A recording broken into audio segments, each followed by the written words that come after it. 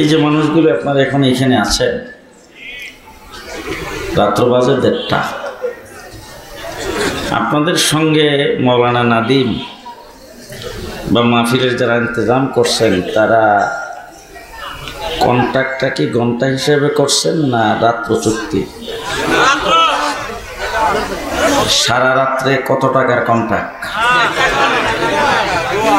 যে আপনারা যে এখানে আসছেন, এই যে এত রাত্র পর্যন্ত বসে রয়েছেন, আপনাদের সঙ্গে তো নিশ্চয়ই কোনো একটা, তাহলে এখানে এত রাত্র পর্যন্ত বসে রয়েছেন কিসের জন্য? কি কারণ? একমাত্র আল্লাহকে রাজি করার জন্য, ঠিক না বলেন? হ্যাঁ, বাংলাদেশের যে সরকার ভাগছে আর যে যারা আছে তাদের সকলকে চ্যালেঞ্জ করে বলতে চাই, বর্তমান অন্তর্বর্তীকালীন সরকারের প্রধান সহ কোনো লিডার বাংলাদেশের কোনো জায়গায় যাবে, রাত্রে 1:30 পর্যন্ত র্যাব পুলিশ দিয়েও মানুষকে এইভাবে বসায় রাখতে পারবে না। যে আলেম ওলামা ইকরামের প্রতি দেশের মানুষের আগ্রহ, কোরআন হাদিসের প্রতি আগ্রহ, দ্বীনের প্রতি আগ্রহ, আল্লাহ রাসূলের প্রতি মহব্বত, দ্বীনের প্রতি ভালোবাসা, এইটাই এই দেশের মুসলমানের অন্তরে আছে না নাই? আরো জোরে কোন আছে? ষড়যন্ত্র আছে। যেখানে মাল আছে এখানে চোরের নজর আছে, যেখানে মাল নাই সেখানে চোর ডাকাইতের নজর নাই। বাংলাদেশে ইসলামের মাল আছে, এই জন্য নাস্তিক, মুরতাদ, চোর আর ডাকাইতের নজরও আছে। তারা এই দেশ থেকে ইসলামকে উৎখাত করতে চায়। গত 15 বছর যারা ক্ষমতায় ছিল, ভারতের সহযোগিতায়, মোদির সহযোগিতায় এই দেশ থেকে ইসলামকে উৎখাত করে, দেশের স্বাধীনতাকে নস্যাৎ করে, দেশটাকে করদ রাজ্যে পরিণত করার জন্য 15 বছর পর্যন্ত দিনের বুট রাতে করে চেষ্টা করেছে। আলেম ওলামা ইকরামের বুকের উপর গুলি চালায়েছে। 57 জন আর্মি অফিসারকে পাখির মতো গুলি করে হত্যা করেছে। আজকে তারা সবাই গর্তের ভিতরে ঢুকে গেছে, একটাকেও বাড়ি চালান দিয়েও পাওয়া যায় না। দেশটা মুসলমানের দেশ। যারা কথা কয় না এরা ওয়াকাদের দলের লোক। দেশটা কার দেশ? জি, মুসলমানের দেশ। ঠিক না ঠিক? মুসলমানের দেশ। এই দেশ ইংরেজ থেকে, এই দেশের আলেম ওলামা ইকরাম রক্ত দিয়ে ইংরেজকে এই দেশ থেকে বিতাড়িত করেছেন। যাদের সূর্য অস্ত যেত না, আলেম ওলামা ইকরামের লাঠি ডান্ডার বাড়ি খেয়ে আজকে এমন এক জায়গার মধ্যে তারা বন্দী হয়েছে, তাদের মাথায় 6 মাস সূর্য ওঠে না। ইংরেজকে 200 বছর এই দেশে চেষ্টা করেছেন এই দেশকে করদ রাজ্যে পরিণত করার জন্য, পারে নাই এই দেশ থেকে ইসলামকে বিদায় করতে। 1947 সনে দেশ স্বাধীন হয়েছে দ্বিজাতি তত্ত্বের ভিত্তিতে। আমরা হয়েছিলাম তখন পাকিস্তান, আরেকটা হলো হিন্দুস্তান। আমি আপনাদের একটা ভিন্ন কথা বলতে চাই। আমাদের পাশে ভারতের একটা জায়গা আছে পশ্চিমবঙ্গ, যেটার রাজধানী কলিকাতা। আপনাদের জানা থাকলে বলেন তো এটার ভাষা কি? বাংলা। জাতি কি তারা? বাঙালি। জাতে বাঙালি, ভাষা বলেন বলেন। জাতে বাঙালি, ভাষা বাংলা। আমাদের ভাষা কি? আমরা জাতে কি? তাইলে আমরাও বাঙালি, তারাও বাঙালি। আমাদের ভাষাও বাংলা, তাদের ভাষাও বাংলা। তাহলে তারা হইল হিন্দুস্তানের অংশ, আমরা কেন হইলাম পাকিস্তানের অংশ? বলেন বলেন, আমরা কেন পাকিস্তানের অংশ হলাম? যে মুসলিম অধ্যুষিত মেজরিটি মুসলমান হিসাবে আমরা হয়েছিলাম 1947 সনে পাকিস্তান। ঠিক কিনা বলেন? এবার পশ্চিম পাকিস্তানিরা আমাদের উপর বৈষম্যমূলক আচরণ করেছেন। পশ্চিম পাকিস্তানিরা আমাদেরকে শোষণ করেছে। পশ্চিম পাকিস্তানিরা আমাদের উপর নির্যাতন করেছে। বাংলাদেশের মানুষ আমাদের ভাষার উপর হাত দিয়েছে। বাংলাদেশের 7.5 কোটি বাঙালি, এই দেশের পশ্চিম পাকিস্তানের মানুষ পশ্চিম পাকিস্তানের বিরুদ্ধে পূর্ব পাকিস্তানের সকলে মিলে আন্দোলন আর সংগ্রাম শুরু করেছেন। তারই এক পর্যায়ে যুক্তফ্রন্ট গঠিত হয়েছে। 1954 সনে যুক্তফ্রন্ট গঠিত হয়েছিল 5 জন লোকের নেতৃত্বে। তার মধ্যে 1 নম্বর ব্যক্তিরা ছিলেন আমার একজন বিজ্ঞ আলেম তানবী রহমতুল্লাহ আলাইহির শাগরিদ হযরত মাওলানা আতহার আলী রহমতুল্লাহ আলাইহি। আলেমদের অবদান স্বীকার না করে দেশের স্বাধীনতার ইতিহাস রচনা করবা, তার বাংলার মাটিতে হবে না। আজকে স্বাধীনতার ইতিহাস আমাদেরকে ভুলাইয়া দাও। জেলখানার ভিতরে বসে বসে ইতিহাস পড়তেছিলাম, সেখানে দেখি 5 জন মানুষের নেতৃত্বে যুক্তফ্রন্ট গঠিত হয়েছিল। একজন হলেন মাওলানা আতহার আলী রহমতুল্লাহ আলাইহি, 2 নম্বর ব্যক্তি হলেন হুসেন শহীদ সোহরাওয়ার্দী, 3 নম্বর হলেন শেরে বাংলা একে ফজলুল হক, 4 নম্বর মাওলানা ভাসানী, 5 নম্বর শেখ মুজিবুর রহমান। আজকে ইতিহাস পড়ে দেখলাম মাওলানা আতহার আলীর নামটাকে ইতিহাসের পাতার থেকে বাদ দেওয়া হয়েছে। 1970 নির্বাচন করলেন শেখ মুজিবুর রহমান, আওয়ামী লীগের নৌকা মার খায়। নির্বাচনী ইশতেহারে তিনি ঘোষণা করলেন যদি নিরঙ্কুশ সংখ্যাগরিষ্ঠতা অর্জন করে, যদি সরকার গঠন করতে পারে, ইসলামের বিরুদ্ধে কিছুই করবে না।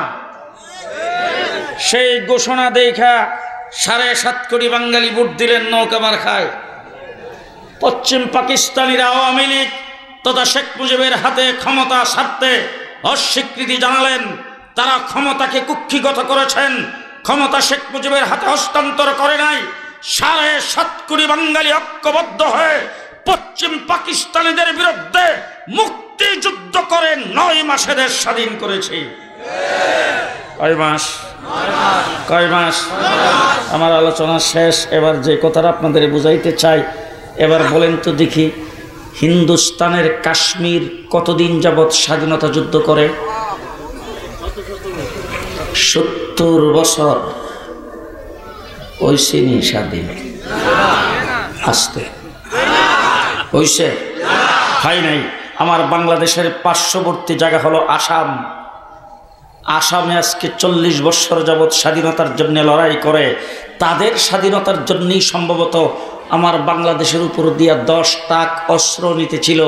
এই অস্ত্রে ধরা পড়ে আমার বাংলাদেশের কত নেতা, কত অফিসার জেল খাটলো। তাদের স্বাধীনতা যুদ্ধ করতেছে 40 বছর। 40 বছরের ভিতরে হইছিনি স্বাধীন? আমরা করছি কয় মাসে? আরো জোরে।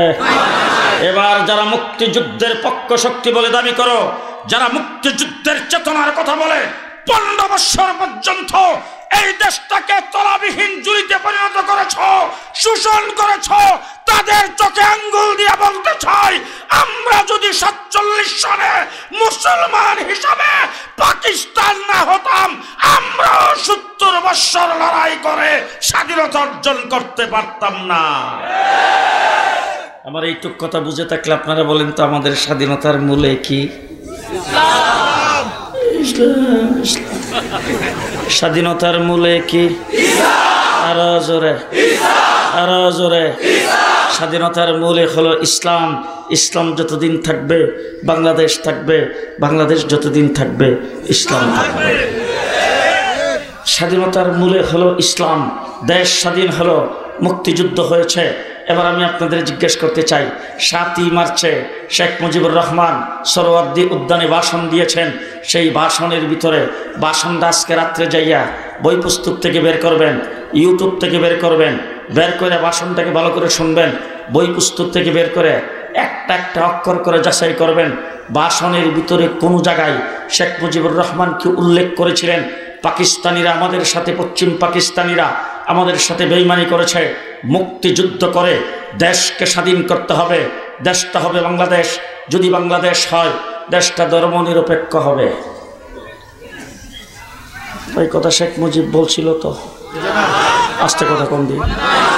যে স্বাধীনতার ঘোষক জিয়াউর রহমান যখন চট্টগ্রাম থেকে ঘোষণা দিয়েছেন, তখন তিনি বলছিলেন, আমরা বিদ্রোহ করলাম, যুদ্ধের ময়দানে নামছি, বাঙালি জাতি তোমরা স্বাধীনতার যুদ্ধে নামো। যদি দেশটা স্বাধীন হয়, দেশটা হবে ধর্মনিরপেক্ষ। কথা বলেন? জি বলছিল, বলছিল। স্বাধীনতার সর্বাধিনায়ক, মুক্তিযুদ্ধের সর্বাধিনায়ক এম.এ.জে উসমানী যুদ্ধ করার সময়কে এই কথা বলছিল, যদি দেশটা স্বাধীন হয় হবে ধর্মনিরপেক্ষ? কথা বলেন। সারা বাংলাদেশে যারা মুক্তিযুদ্ধ করেছেন একজন মুক্তিযুদ্ধ বলে নাই দেশ স্বাধীনের পরে দেশটা হবে মুক্তি মানে ধর্মনিরপেক্ষ। বলছেন? বলছেন? বলে নাই। Major M A. জলিল সাহেব হাফিজি হুজুরের মুরিদ হয়েছিলেন, হাফিজি হুজুরের সঙ্গে আন্দোলন সংগ্রামে একাত্মতা ঘোষণা করেছিলেন। তার সাথে এক জায়গায় সফরে ছিলাম, জিজ্ঞাসা করেছিলাম, জলিল ভাই আপনারা মুক্তিযুদ্ধ করেছেন, মুক্তিযুদ্ধের সময় আমরা ছোট ছিলাম, মুক্তিযুদ্ধের কিছু স্মৃতিচারণ করেন। তখন জলিল সাহেব বলেছিলেন, আমরা মুক্তিযুদ্ধ করার সময় আলিম উলামায়ে কেরামের কাছ থেকে ফতোয়া নিয়েছিলাম, যুদ্ধের ময়দানে রণাঙ্গনে যখন প্রচণ্ড বেগে যুদ্ধ চলতে থাকে ওই অবস্থায় নামাজের সময় হলে নামাজ বাদ দেওয়া যাবে না, অর্ধেক ভাগ করে অর্ধেক নামাজ আদায় করবে, অর্ধেক যুদ্ধ করবে। আমরাও জামাতের সাথে সেইভাবে নামাজ আদায় করেছি। তাহলে আজান দিয়ে জামাতের সাথে নামাজ আদায় করে মুক্তিযুদ্ধরা যুদ্ধ করে দেশ স্বাধীন করেছি কয় মাসে? 9 মাসে দেশ স্বাধীন করেছি। স্বাধীনতার সময় কেউ কেউ বলে শেখ মুজিবুর রহমান সাহেব পাকিস্তানিদের কাছে আত্মসমর্পণ করেছেন, কেউ বলে তাকে অ্যারেস্ট করে পাকিস্তানিরা নিয়ে গেছেন। আমি কোনোটাই বলতে চাই না, হয়তো অ্যারেস্ট হয়েছেন বা আত্মসমর্পণ করছেন। যাই হোক, তিনি পাকিস্তানিদের হাতে ছিলেন। যুদ্ধের পরে যখন তিনি সেখান থেকে ছাড়া পাইলেন, সরাসরি বাংলাদেশে আসছেন। তো তিনি সর্বপ্রথম গেছেন লন্ডন। কোথায়? লন্ডন। সেখানে যাইয়ে ওখান থেকে একটা প্রেসক্রিপশন নিয়েছেন, প্রেসক্রিপশন নিয়ে লন্ডন থেকে আসছেন দিল্লি। ওই জায়গার থেকে এসে শ্রীমতী ইন্দিরা গান্ধীর সঙ্গে সাক্ষাৎ করে বৈঠক করে সেখান থেকে তিনি একটা প্রেসক্রিপশন নিয়ে এসে কয়েক মাসেরই ভিতরে সংবিধান প্রণয়ন করেছেন ধর্মনিরপেক্ষ। দেশটা স্বাধীন হয়েছে ধর্মনিরপেক্ষতার নামে। জি, আমরা মুসলমান, আমরা মুসলমান। কোন মুসলমান ধর্মনিরপেক্ষ হতে পারে না। কথা বলেন ঠিক না ঠিক? পরিষ্কার আল্লাহ পাক কোরআনে কারিমে ঘোষণা করেছেন যে আল্লাহ তাবারক ওয়া তাআলা যদি মুসলমানদেরকে রাজত্ব দেয়, মুসলমান 4টা কাজ করবে। 1 নম্বর কাজ হলো নামাজ কায়েম করবে, 2 নম্বর কাজ হলো যাকাত আদায় করবে, 3 নম্বর কাজ হলো সৎ কাজের আদেশ করবে, 4 নম্বর হলো অসৎ কাজের নিষেধ করবে। তাহলে মুসলমান। জেল থেকে যখন বের হয়ে আসলাম, সচিবালয়ে আমাকে ডাকলেন স্বরাষ্ট্রমন্ত্রী। যাওয়ার পরে সেখানে সমস্ত বাহিনীর প্রধানদেরকে নিয়ে আমাকে মধ্যখানে রাইখে বসলেন, বৈশা যে ওয়াজটা দিলেন, সর্বপ্রথম কথাটাই বলছেন, এমন একজন ধার্মিক মহিলা পাইবেন কো?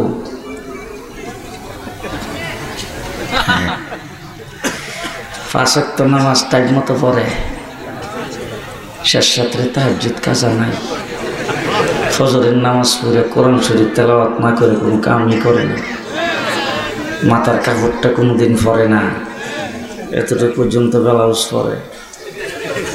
যখন এই কথাগুলি বলতেছিল তখন আমার আল্লাহ পাকের একটা কোরআন শরীফের আয়াত আমার বারবার মনে হইতেছিল যে আল্লাহ 1400 বছর আগে হাসিনার কথা কেমনে জানে। ومن الناس من يقول آمنا بالله وباليوم الآخر। আমাদের নোয়াখালীর কোরআন শরীফে নাই, আমি ঢাকাটা পড়তাছি। আছে নোয়াখালীর কোরআন শরীফ? হ্যাঁ। ومن الناس من يقول آمنا بالله وباليوم الآخر। আল্লাহ রাব্বুল আলামিন বলেন, তোমাদের মধ্যে কিছু সংখ্যক লোক আছে যারা বলে আল্লাহর উপর ঈমান আনলাম, আখিরাতের উপর ঈমান আনলাম। এখন আপনারা বলেন তো, আল্লাহর উপর যদি ঈমান আনে, আখিরাতের উপর যদি ঈমান আনে, তারা কি করবেন? ঈমানদার করবেন না? হ্যাঁ, আমরা যে ঈমান আনছি আল্লাহর উপরে, আমরা আখিরাতের উপরে ঈমানের নীতি ঈমানদার হইছি, কথা কয় না? আমার আল্লাহ রাব্বুল আলামিন বলেন, ওয়া মা হুম বিমুমিনিন। আমার আল্লাহ বলেন এরা বেঈমান, ঈমানদার না। আল্লাহর জিজ্ঞাসা, আল্লাহ কেমনে বেঈমান হইল? আবার আল্লাহ পাক বলেন, ইউখাদিউনাল্লাহ ওয়াল্লাযীনা আমানু এরা আল্লাহকেও ধোঁকা দিতে চাই, মুমিনকেও ধোঁকা দিতে চাই। ঠিক না ঠিক? আল্লাহকেও ধোঁকা দিতে চাই, মুমিনকেও ধোঁকা দিতে চাই। আমার আল্লাহ পাক তাদেরকে সার্টিফিকেট দেয়, ওয়ামা ইয়াখদাউনা ইল্লা আনফুসাহুম। আল্লাহকে তো ধোঁকা দেওয়ার প্রশ্নই আসে না, মুমিনকেও ধোঁকা দিতে পারে না। তার কারণ হলো মুমিনের গুণই হলো দুইটা। কয়টা? হযরত ওমর ইবনুল খাত্তাবের প্রতিনিধি রোমান সম্রাটের কাছে গিয়েছেন। রোমান সম্রাট জিজ্ঞেস করেছেন, তোমাদের যিনি রাষ্ট্রপ্রধান তিনি পিএইচডি করেছেন কোন ইউনিভার্সিটিতে? ওমর ইবনুল খাত্তাবের প্রতিনিধি কয়, পিএইচডি কি জিনিস আমরা জানি না। আচ্ছা, তাহলে উনি ডিগ্রি হাসিল করেছেন, উনি কোন বিসিএস দিয়েছেন কোন ইউনিভার্সিটিতে? দূর বিসিএস কারে কয়, এগুলো আমরা জানি না। ঠিক আছে, জানো না, তাইলে ওনার যোগ্যতাটা কি? উনি যে মদিনার থেকে হুঙ্কার দেয় আর আমরা সেই রুম আর পারস্যে বসে থরথর করে কাঁপি, তখন মুসলমান উঠেকো আসলে ওনার কোনো সার্টিফিকেট নাই, গুণ আছে দুইটা। কয়টা? দুইটা। এক নম্বর গুণ, তিনি কাউকে ধোঁকা দেয় না। তিনি কাউকে ধোঁকা দেয় না। রোমান সম্রাট বড় বিচক্ষণ মানুষ, তিনি বুঝে নিছে বাবা এটা বড় সাংঘাতিক সার্টিফিকেট। তার কারণ হলো ধোঁকা কাউকে দেয় না, মানে লোকটা সৎ। ঠিক না ঠিক? দুই নম্বর গুণ হলো তিনি কাহারও ধোঁকা খায় না। এই কথা শুনি না রোমান সম্রাট বাহ, লোকটা সাংঘাতিক যোগ্যতা সম্পন্ন। তার কারণ হলো তার যোগ্যতা থাকার কারণে তাকে কেউ ধোঁকা দিতে পারে না। যেমন আমার বাংলাদেশে যত নির্বাচনে পর্যন্ত হয়েছে, সামনে নির্বাচন আসতেছে, চুর ডাকাত গুন্ডা বদমাশ হাইজাকার যারাই যেখানে দাঁড়াইব দেখবেন পোস্টারের প্রথমেই লিখবে সৎ ও যোগ্য। ঠিক না ঠিক? এমুকের চরিত্র ফুলের মতো পবিত্র, ঘুষ খাই সর্বত্র, নামাজ পড়ে না এক ওয়াক্ত। ঠিক কিনা বলেন? হ্যাঁ, খুব ভালো করে বলে রেখেন। এই তো আসতেছে, সামনে আসবে এরকম ওয়াজ মাহফিল বাংলাদেশে কম হয় না। ওয়াজ শুনতে যারা তারা যদি খালি প্রস্তুত হয়, বাংলাদেশে একটা বাটপারও আসতে পারবে না নির্বাচন করতে। ঠিক কিনা বলেন? ঠিক কিনা বলেন? তাহলে আল্লাহ পাক মুমিনদের যে সিফত সেটা হলো মুমিন কাউকে ধোঁকা দেয় না। আর এরা ধোঁকা দিছে। হ্যাঁ, ওয়ামা ইয়াখদাউনা ইল্লা আনফুসাহুম। তার আসলে নিজেরাই নিজের পায়ে কোরাল মারছে, নিজেরাই নিজে ধোঁকা খাইছে। ঠিক কিনা বলেন? আরে প্রথম তো হয়, অনেক রাষ্ট্রের প্রথম দেখেছি, অনেক প্রধানমন্ত্রী প্রথম দেখেছি, এমন প্রথম পৃথিবীর কোথাও হয় নাই। হয়েছে এরকম? পদত্যাগ করার সাথে সাথে যেই খালি হেলিকপ্টারে উঠছে, তৃণমূল পর্যায়ে গ্রামে গঞ্জে পর্যন্ত কোনো নেতা কর্মী তো নাই, একটা মন্ত্রীও নাই, কোনো মানে সরকারি বেসরকারি যত অফিস আদালত যত ডিপার্টমেন্টের যারা চাটুকারীর ভূমিকা পালন করছে সেইগুলি পর্যন্ত নাই। এমনকি যেই মসজিদের ইমাম তাদের দালালি করেছে কিটাও নাই। এমন পতন কোনোদিন দেখছেন? কোনোদিন দেখছেন? এই পরাজিত শক্তি বাংলাদেশ থেকে চলে গেছে। এখন আমরা কিন্তু আগেই জানতাম, যখন বক্তৃতার মধ্যে দাঁড়ায় বলছে যে আমাদের ভারতের সাথে স্বামী স্ত্রীর সম্পর্ক, তখনই আমরা বুঝছিলাম যে আমরার মেয়েটা প্রেম লাগাইছে। আমাদের মেয়ে যে প্রেম করছে ভারতের মোদির সাথে, আমরা ওই সবই বুঝছিলাম। কিন্তু এখন বলেন তো দেখি, বাবার মেয়ে যদি প্রেম করে তাহলে বড় ভাই যদি থাকে, বাবা যদি থাকে, তাহলে কি করে? হ্যাঁ, প্রেমের মধ্যে বাধা দেয়। এক, যোগাযোগ করতে পারবে না, মোবাইল করতে পারবে না, চিঠিপত্র লিখতে পারবে না, সাবধান, কোনো প্রকার যোগাযোগ যেন না করে, তারে পাহারা দেয়, তারে এ করে। আমরা কিন্তু এই পাহারা দিছি। হ্যাঁ, মোদিকে যখন বাংলাদেশে আনার জন্য দাওয়াত করেছে, তখন আমরা মিছিল করে সাংবাদিক সম্মেলন করে বলেছি মোদির মতো কসাইকে বাংলার বাড়িতে আনতে দেওয়া হবে না। আমরা তখন বাধা দিছি। বাধাটা দেওয়ার পরে দেখলাম ও আমাদের মেয়ে প্রেম তো করছে, প্রেম করে ভাগ্যও চলে গেছে। ঠিক না বলে? এখন প্রেম করে যখন ভাগ্যে চলে গেছে, তখন আমাদের কাম কি? তুমি তাড়াতাড়ি আমাদের মেয়েটারে ফেরত দাও, আর আমাদের মেয়েকে বলো তাড়াতাড়ি জলদি আয়, তাড়াতাড়ি আয়। ঠিক কিনা বলেন? এরপরে যখন এরকম করেও যখন না আসে, তখন কি করে? তির্য, কথা কয় না। এবার জিজ্ঞেস করতে চাই, কোনো মেয়ে যদি এরকম বাবার কাছ থেকে তির্য হয়ে যায়, বাবার সম্পদের মালিক হয়তো জি। তখন গত 16ই ডিসেম্বর মোদি বক্তৃতা দিছে, এটা নাকি হিন্দুস্তানের বিজয়। মিস্টার মোদি সাহেব, আমরা মেয়েটা 19 আবার দিয়ে যৌতুক চাও, ঘটনা কি? এবার আমাদের মেয়েটাকে নিছ, মেয়ে নিয়ে আবার বাংলাদেশের বিরুদ্ধে ষড়যন্ত্র করো। পরিষ্কার ভাষায় বলে দিচ্ছি, বদরের যুদ্ধে 313 জন 1000-এর বাহিনী আসছে আক্রমণ করার জন্যে। তাদের হাতে আছে অস্ত্র, যুদ্ধের সরঞ্জাম, সমস্ত আসবাবপত্র, সমস্ত প্রস্তুতি নিয়ে আসছেন, শক্তিশালী যোদ্ধাদেরকে নিয়ে আসছেন। আল্লাহর নবী 313 জন, অস্ত্র নাই, পেটে ভাত নাই, পরনে কাপড় নাই, জীর্ণ শীর্ণ, অস্ত্রবিহীন, আসবাববিহীন। রমজান শরীফের মাস, শেষ রাত্রে সেহরি পেট ভরে খাইতে পারে নাই, ইফতার করার ভালো ব্যবস্থা নাই। তাদেরকে ময়দানে ছেড়ে দিয়েছেন। তোমার 1000 বাহিনী, 1000 যোদ্ধা শক্তি কি আছে এইটা দেখার যেমন সময় নাই, ভাববার জীবন চিন্তা ভাবনা করার যেমন সময় নাই। মিস্টার মোদিকে বলতে চাই, তোমার দেশ বড়, তোমার সৈন্য বেশি, তোমার অস্ত্র বেশি, তোমার শক্তি বেশি। আমরা মুসলমান হিসাবে এইগুলি দেখার টাইম নাই। কি বলেন আছে? আমরা মুসলমান ভরসা করি কার উপর? আরো জোরে, আরো জোরে। আমরা বিশ্ব নবী মুহাম্মদুর রাসূলুল্লাহ সাল্লাল্লাহু আলাইহি ওয়াসাল্লামের উম্মত। আমরা কার উম্মত? আমরা কি মুসা আলাইহিস সালামের উম্মত?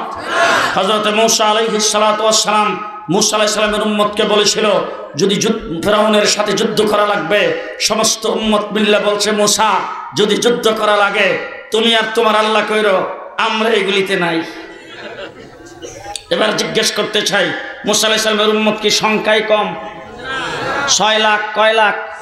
6 লাখ। সুযোগ সুবিধা কম। মান্না ওয়াস সালওয়া, আসমান থেকে মুফতে খাবার মরুভূমির উপর দিয়ে যাচ্ছে। পাথরের মধ্যে মুসা আলাইহিস সালাম লাঠি দিয়ে বাড়ি দিছে, 12টা নহর জারিয়েছে। সাগরের কিনারে যায় দাঁড়াইছে, লাঠি দিয়ে বাড়ি দিছে, সাগরের মধ্যখানে রাস্তা। সুযোগ সুবিধা কম। এত সুযোগ সুবিধা পাওয়ার পরও তারা বলছে, যুদ্ধ করা লাগলে তুমি আর তোমার আল্লাহ কইরো। আর আমার নবী মুহাম্মদুর রাসূলুল্লাহ সাল্লাল্লাহু আলাইহি ওয়াসাল্লাম 13 বছর নির্যাতিত হওয়ার পরে হিজরত করে মদিনায় গেছেন।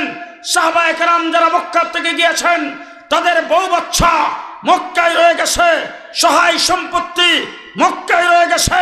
তারা শুধুমাত্র খালি হাতে জানটা নিয়ে মক্কা থেকে মদিনায় হিজরত করে চলে গেছেন। মাথা গুজাইবার জায়গা নাই, পায়ের নিচে মাটি নাই, মাথার উপরে ছায়া নাই, পরনে কাপড় নাই, পেটে ভাত নাই। আল্লাহর নবী মদিনার সাহাবায়ে কেরামের সাথে একজনকে একজনের সাথে বাই পাতায়া তারপরে সেখানে মাথা গুজাইবার জায়গা করে কোন রকম বসবাস করার জন্য দিয়েছেন।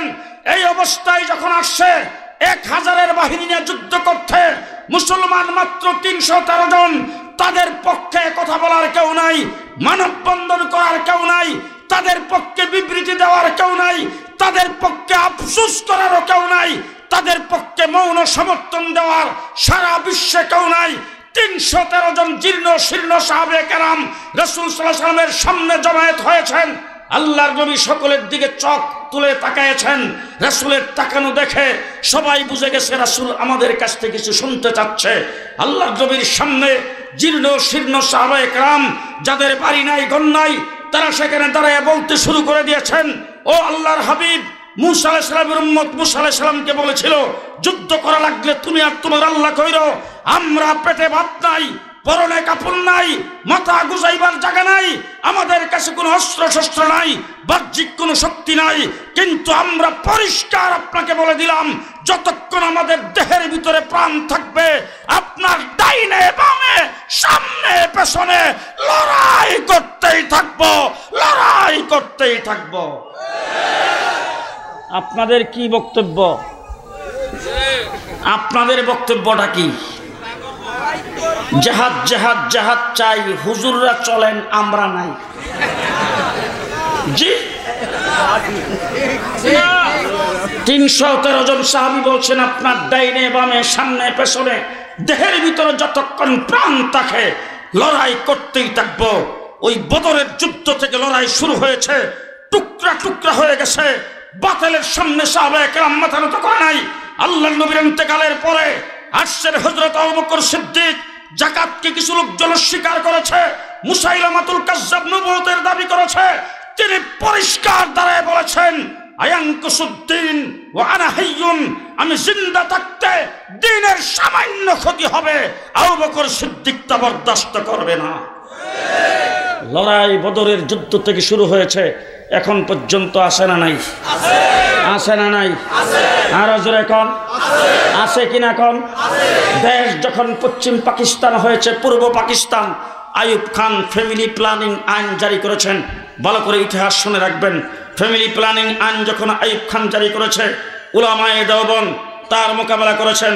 আল্লামা শামসুল হক ফরিদপুরি রহমতুল্লাহ আলাইহির নেতৃত্বে যখন দেশ বাংলাদেশ হয়েছে, রাজনৈতিকভাবে রাষ্ট্রীয়ভাবে এই দেশ থেকে ইসলামকে মুছে ফেলার গভীর ষড়যন্ত্র যখন শুরু হয়েছে, নোয়াখালীর কৃতি সন্তান হযরত হাফিজ হুজুর রহমতুল্লাহ আলাইহির নেতৃত্বে উলামায়ে দেওবন্দ 1981 সনে বটগাছ মার্কা নিয়ে তার মোকাবেলা করেছেন।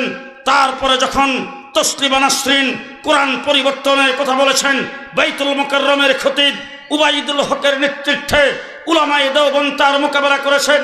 শিখা চিরন্তন জেলে এদেশের মানুষকে যখন মুশরিক বানাইতে চেয়েছে, উলামায়ে দেওবন্দ শাইখুল হাদিস আল্লামা আজিজুল হকের নেতৃত্বে তার মোকাবেলা করেছেন।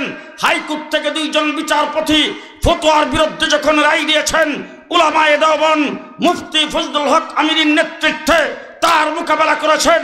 শাহবাগে নাস্তিক আর মুরতাদরা একত্রিত হয়ে যুদ্ধ অপরাধীদের বিচারের দাবিতে আল্লাহ আল্লাহ রাসূলকে নিয়ে যখন কটূক্তি করেছেন, আল্লামা আহমদ শফির নেতৃত্বে শাপলা চত্বরকে রক্তে রঞ্জিত করে উলামায়ে দেওবন্দ তার মোকাবেলা করেছে। 2021 সালে বাবার মূর্তি স্থাপন করে বাংলাদেশকে মুক্তির রাজত্বে পরিণত করতে চেয়েছে জুনায়েদ বাবুনগরীর নেতৃত্বে উলামায়ে দেওবন্দ তার মোকাবেলা করেছেন। ঠিক কিনা বলেন? শেষ কথা আপনাদের সামনে বলতে চাই, দেশটা স্বাধীন হয়েছে 54 বছর। কয় বছর? সর্বপ্রথম আমরা দেখলাম সোনার বাংলা। একজনে বমি করছে, আরেকজনে খাইছে। কিছুদিন পরে একজন এসে স্লোগান দিল, এখন থেকে বাংলা হবে সবুজ বাংলা। দেখলাম সবুজ বাংলা। এরশাদ চাচা ইসাকে সবুজ বাংলাও মানি না, সোনার বাংলাও মানি না, আমার হইল নতুন বাংলা। দেখলাম এরশাদ সাহেবের নতুন বাংলা, 9 বছরের শাসন, 10 বছরের জেল। এরপরে আরেকজন আসলো শেখ হাসিনা। শেখ হাসিনা এসে বলল মডার্ন বাংলাদেশ। দেখলাম মডার্ন বাংলাদেশ। কিছুদিন পর আধুনিক বাংলাদেশ। দেখলাম আধুনিক বাংলাদেশ। তারপরে ডিজিটাল বাংলাদেশ। দেখলাম ডিজিটাল বাংলাদেশ। পদ্মা সেতু উদ্বোধন করার সময় বলছেন স্মার্ট বাংলাদেশ। কি বাংলাদেশ? কি বাংলাদেশ? সাথে একটা কথা বলেছেন, সেই কথাটা হইল ভিশন 41। ভিশন 41 2041। জেলখানার ভিতরে ছিলাম। সন্ধ্যার পরে যখন লক আপ হয়ে গেল, তখন একজন পুলিশের কাছ থেকে বক্তৃতা শুনলাম। সকালবেলা উঠে যখন লকটা খুলছে, ডাক দিয়ে বললাম, মৌলানা মামুনুল হক সাহেবরে, শুনছেন কারবার 41 বের হওয়া লাগবে না আর। আমার আল্লাহ ডাক দিয়ে রাখ, ভিশন 41 না ভিশন 24। ভিশন 24। এবার ভিশন 24-এ জুলাই আগস্টের আন্দোলন হয়েছে। আবু সাইদ বুক টান করে দাঁড়িয়েছেন, তার বুককে গুলি করে ঝাঁঝরা করে দিয়েছেন। সে যখন জমিনে পড়ছে, তার সাথে যেই ছেলেটা ছিলেন, সেই ছেলেটা নিজে আমাকে বলছে, তাকে জিজ্ঞেস করেছি সে মৃত্যুর আগে তার অবস্থা কী ছিল, জমিনে পড়ার পরে তার অবস্থা কী ছিল। সে চোখের পানি সেরে আমাকে বলছে, হুজুর, যখন সে জমিনে পড়ে কাতরাইতেছিল, তখন তার মুখ থেকে জুড়ে আওয়াজ করে বের হইতেছিল, আল্লাহু আকবার, আল্লাহু আকবার, আল্লাহু আকবার। আপনারা দেখেছেন রাজশাহীতে, চট্টগ্রামে, আমার ঢাকায় রাজপথে যখন তৌহিদি জনতা, স্কুল কলেজ ইউনিভার্সিটি মাদ্রাসার ছাত্ররা যখন আন্দোলনের সংগ্রাম করে, তাদের অপর পক্ষ থেকে গুলি আসতেছে, তাদের সঙ্গে মোকাবেলা করার জন্যে তথাকথিত ছাত্রলীগ আর যুবলীগের ছেলেরা আসতেছে কুচ বললাম লান্দাও নিয়ে। তখন তারা যখন মসজিদ থেকে আজান শুনেছে, রাজপথে একজনকে দিয়া আল্লাহু আকবারের আজান দেওয়া 20 ডালা রাস্তায় লাইন ধরে জামাতের সাথে নামাজ আদায় করেছেন। সেই আল্লাহু আকবারের ধ্বনি দিয়ে $30 রাস্তায় আল্লাহর সঙ্গে কানেকশন লাগায় যারা আল্লাহ পাকের উপর আস্থা এবং বিশ্বাস আনে, সেই রাস্তার মধ্যে নামাজ আদায় করে যারা বিপ্লব ঘটিয়েছেন, জুলাই আগস্টের বিপ্লব হয়েছে, সেই বিপ্লবের পরে আজকে অন্তর্বর্তীকালীন সরকার, শেষ কথা আপনাদের সামনে বলে যাচ্ছি, অন্তর্বর্তীকালীন সরকার ক্ষমতায় আছে, সামনে নির্বাচিত সরকার ক্ষমতায় আসবে।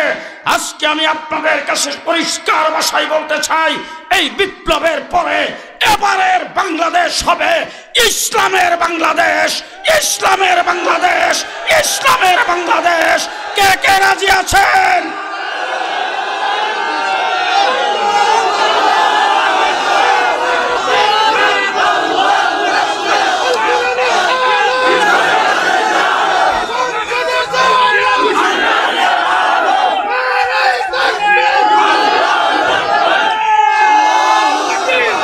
মুসলমান, এইখানে যারা বসেছেন, যারা এখানে এসেছেন, দাঁড়ানো বসা অবস্থায় যাদের চেহারা দেখতেছি, অধিকাংশ যুবক, স্কুল কলেজ ইউনিভার্সিটির ছাত্র অথবা যুবক বিভিন্ন লাইনে আছেন। আমি আপনাদের সকলের পায়ে হাতে ধরে একটি কথা অনুরোধ করে যাচ্ছি, জীবনে মার খাওয়ার জন্য অনেক রক্ত দিয়েছেন, দলের জন্য অনেক রক্ত দিয়েছেন, নেতার জন্য অনেক রক্ত দিয়েছেন। এবার জাগুন, এবার আসুন, এবার রক্ত দিলে ইসলামের জন্য রক্ত দেব, ইসলামের জন্য রক্ত দেব। কে কে প্রস্তুত?